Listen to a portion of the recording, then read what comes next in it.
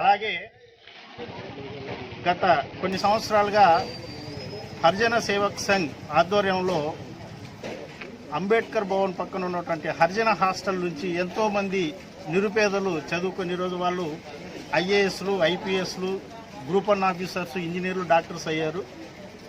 So అట్లాంటి అంతమందికి జీవితాన్ని కల్పించినటువంటి ఆ హరిజన సేవక్ సంఘ్ హాస్టల్ ఈరోజు నిరుపయోగంగా ఉండడం చాలా బాధాకరం.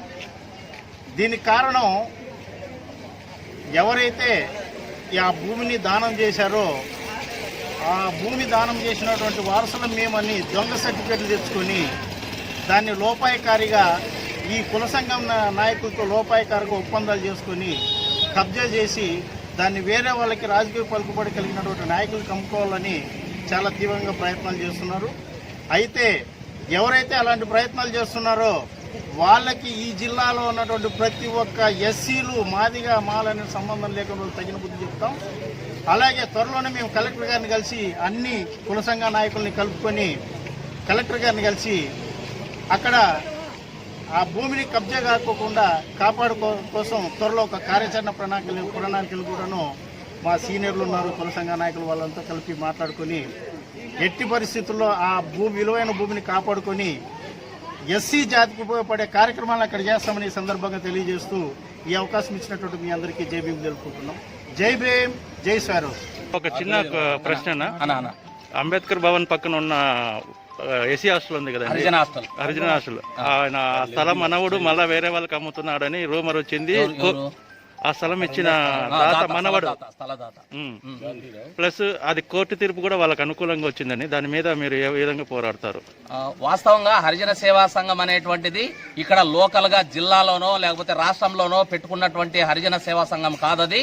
మరి వినోబా భావే భూదానోద్యమంలో మరి తీసుకున్నటువంటి నిర్ణయాల ప్రకారంగా మరి హరిజనోద్ధరణ కోసం మరి గాంధీ మహాత్ముడు వివిధ దేశాలు, భారతదేశం మొత్తం తిరిగి భారతదేశంలో మరి ఇచ్చినటువంటి దాతల యొక్క ఆస్తులను మరి హరిజనోద్ధరణ కోసం ఉపయోగించాలనేటువంటి ఆలోచన విధానంతో పార్లమెంటులో ఒక చట్టాన్ని చేసి దానికి ఒక కమిటీని వేసి ఆ కమిటీ ఆధ్వర్యంలో ఈ యొక్క ఆస్తులన్నీ కూడా మరి హరిజనోద్ధరణ కోసం ఉపయోగించడం జరుగుతూ ఉంది. మరి గతంలో ఉన్నటువంటి రాష్ట్ర అధ్యక్షులు, హరిజనోద్ధరణకు సంబంధించినటువంటి రాష్ట్ర అధ్యక్షులు మరి చెన్నుపాటి విద్య గారు మరణించిన తర్వాత మరి అతని కుమారుడు వజీర్ అనేటువంటి వ్యక్తి అధ్యక్షులుగా నియమించడం జరిగిందని చెప్పి మాకు తెలియజేస్తున్నారు. మరి అదే క్రమంలోనే ఆ యొక్క హరిజన హాస్టల్కి సంబంధించినటువంటి వారసులు ఎవరైతే ఉన్నారో ఈ గాంధీ బాబా అనేటువంటి వ్యక్తి అతను ఆ యొక్క ఆస్తి మాది, మేము హరిజనులకు ఉపయోగపడడం లేదు, దీన్ని మేము సొంతం చేసుకుని వేరే వాళ్ళకి అక్రమంగా అమ్ముతున్నామని చెప్పిన తర్వాత దానికి సంబంధించినటువంటి హరిజన సంఘం ఆధ్వర్యంలో మేము రాష్ట్ర వ్యాప్తంగా రాష్ట్రానికి వెళ్లి వజీర్ గారితో మాట్లాడడం జరిగింది. మరి వజీర్ గారు కూడా దాన్ని అబ్జర్వ్ చేస్తూ ఇది ఎవరు అమ్మడానికి కానీ కొనడానికి కానీ వీలు లేదని తెలియజేస్తున్నారు. ఒకవేళ ఆ విధంగా ఎవరైనా కొన్నట్లయితే వాళ్ళు చట్టపరంగా శిక్షార్హులు అవుతారని, అది ఎవరైనా అమ్మినట్లయితే వాళ్ళు కూడా శిక్షలకు ఖచ్చితంగా వాళ్ళని శిక్షలు ఉంటాయని చెప్పి ఈ సందర్భంగా మేము తెలియజేస్తున్నాం. ఈ యొక్క ఆస్తిని హరిజన హాస్టల్ కావచ్చు, అంబేద్కర్ భవన్ కావచ్చు, 2 ఎకరాల స్థలాన్ని మరి యరమల కొండప్ప గారు దారాదత్తం చేసి హరిజనోద్ధరణ కోసం ఉపయోగపడాలనేటువంటి ఆలోచనతోనే ఇవ్వడం జరిగింది. దాన్ని కొంతమంది మరి ఈ యొక్క గాంధీ బాబుతో సహా కుటుంబ సభ్యులు కొంతమంది ఏకమై మరి దీన్ని అమ్మాలని చూస్తున్నారు. వాళ్ళకి ఆల్రెడీ మేము చెక్ పెట్టాము, వాళ్ళ మీద కేసులు పెట్టాము, వాళ్ళని జైలుకి పంపించాము. అయితే వాళ్ళు ఇప్పటికి కూడా దాన్ని వదులుకోకుండా ఇది మాదే ఆస్తి అంటే అని చెప్పి తిరగడం జరుగుతూ ఉంది. దీని విషయాన్ని కూడా మేము ఢిల్లీ లెవెల్లో కూడా మరి తెలియజేయడం జరిగింది. అదేవిధంగా హైదరాబాద్ లో ఉన్నటువంటి చెన్నుపాటి విద్య గారి యొక్క కుమారుడు మరి వజీర్ గారికి కూడా ఈ విషయాన్ని తెలియజేస్తూ దానికి సంబంధించినటువంటి పత్రాలు కూడా వాళ్ళకి అందజేయడం జరిగింది.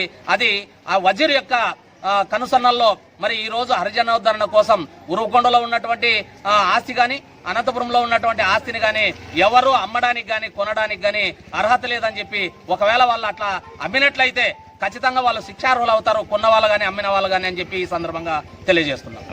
ఇంకొక చిన్న ప్రశ్న, మన కులంలోనే కొద్దిగా పెద్ద నాయకులు ఈ స్థలం అమ్మడానికి గాంధీ బాబుకు సహకరిస్తున్నారని రూమర్. గతంలో మేము కొంతమంది మీద కేసులు పెట్టడం జరిగింది. ఈ యొక్క హరిజన సేవా సంఘానికి సంబంధించినటువంటి ఆస్తులను అమ్మడానికి కొంతమంది సహకారం అందిస్తున్నటువంటి విషయం వాస్తవమే. దాని విషయంలో 2 టౌన్ లో కేసు పెట్టడం, ఎస్పీ గారికి లెటర్ ఇవ్వడం, వజీర్ గారికి తెలియజేయడం, ఇవన్నీ చేసిన తర్వాత వాళ్ళందరూ కూడా స్టాప్ అయినారని చెప్పి మేము అనుకుంటున్నాం.